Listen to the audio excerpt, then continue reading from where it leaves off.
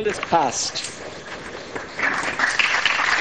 This was the moment the bill finally passed, with a clear majority and plenty of relief. It's taken decades for an Irish government to bring this bill to Parliament and dozens of hours of debate. At times, proceedings were rambling and unruly.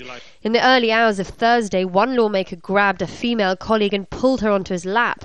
Tom Barry has since apologised for being inappropriate and disrespectful, but the footage went viral and disgusted many in Ireland, because this is the most historic piece of legislation for a generation and a key issue for women.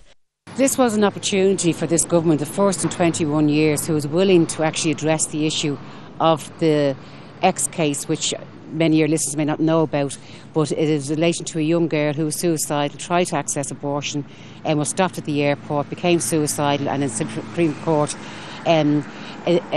decided that that girl was entitled to have an abortion here in Ireland. It was also the death of this woman, Savita Halapanova, that pushed the government to finally clarify the law on when doctors can terminate a pregnancy without the threat of prosecution.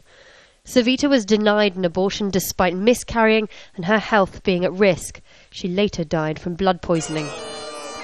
Outside Parliament, anti-abortion campaigners refused to give up, guided by their Catholic beliefs.